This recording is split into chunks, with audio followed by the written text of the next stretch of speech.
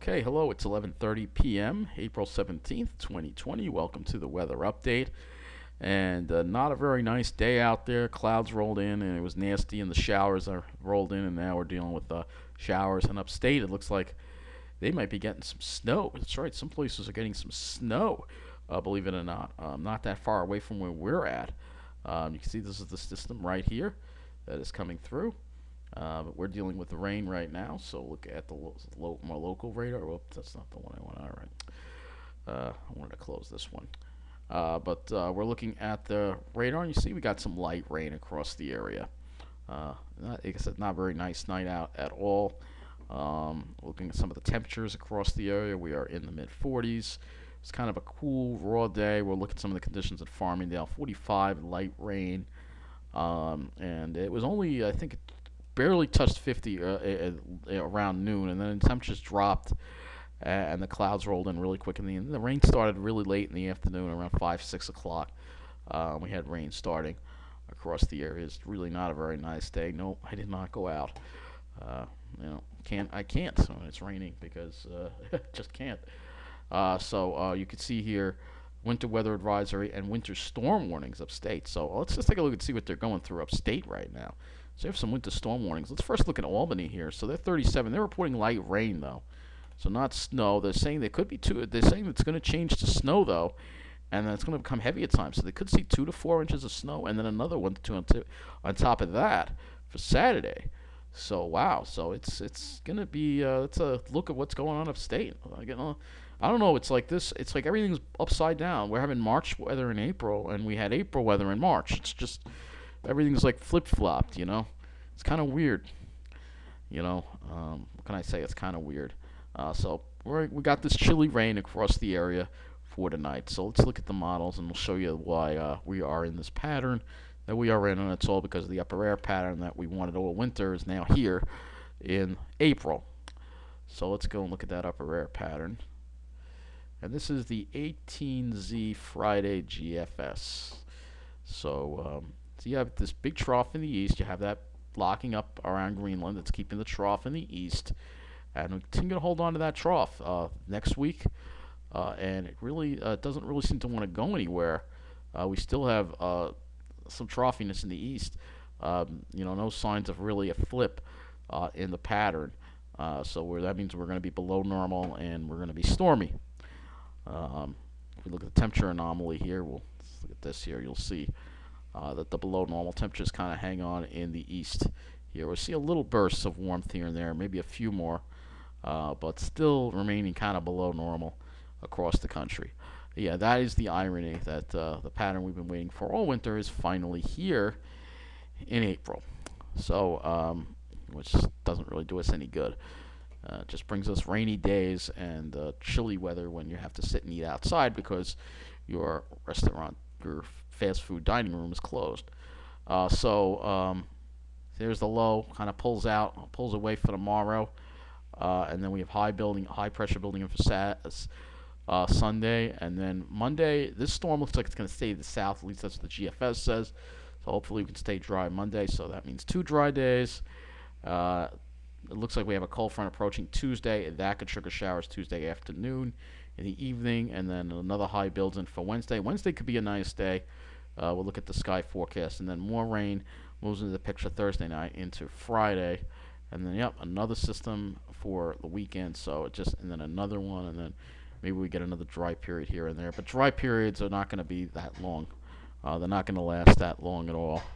So let's get a little closer look here at the NAM model. We'll first look at this model, and we'll see what's going to happen. If you hear any noise in the background, that's just my radiators. My radiators bang like crazy sometimes, so if you hear that when the heat comes on, that's what you're hearing. I don't know if you heard that, but that's the radiator there. It's very annoying. Anyway, so the radar, see here, this is the rain here. Kind of wants to hang it on a little bit longer, the GFS, until maybe late afternoon for it, especially the east end, then it moves away. Now GFS gives us, let's see in the total accumulated precip here, gives us close to an inch of rain. So yeah, that's a significant amount. let's go look at the NAM model. See what the NAM has.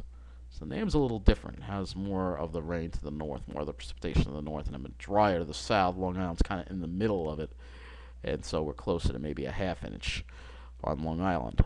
We'll have to see what happens. I'm more likely to believe the NAM, but we'll see what happens with that. So let's shift this over to the radar presentation forecast. And by the way, this is the 0Z NAM that we have. So NAM always seems to come in quicker than the GFS. So here's the rain. Here's the rain, and the NAM is like wants to hang it on a little bit over Suffolk County in the late afternoon. But I think we're done by 5 o'clock for most of Long Island, hopefully. And the rain is out of here. We have a dry day on Sunday, and then our next chance of rain would be that system. But that system stays off to the south right now. It looks like it's going to stay to the south. So that means no rain for Monday. And then this would be the next system for Tuesday that we would have to watch. So that's pretty much what it looks like. And I mean, you know, if you're upstate, obviously, we're just going to actually look at the total snowfall forecast for folks upstate on this NAM here. If you're upstate, you can see that there are some spots that are closer to 6 inches, so there won't be huge snowfall. But again, in April, it's not that common to see this. I mean, it's not. I'm not saying it's rare, but it's not something that you're really supposed to see in April. But it can happen. Let's go ahead and look at some of the other models here. We're going to look at the HRRR as well, which is a rapid update model.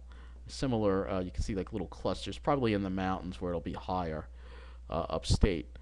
Let's see how the HRRR does as far as, now of course this doesn't go that far out, but we're looking at it for tomorrow. Let's see, it wants to hang that rain around a little bit in the afternoon a little bit, and then hang showers over our area. This is the HRRR. It might be overdoing it a little bit, but man, this will suck if this happens. Hopefully it doesn't happen. Hopefully we get this damn rain out of here for tomorrow afternoon. Hopefully. The HRRR might just be overdoing it a little bit. So let's go look back at the GFS and we'll look at our temperature forecast.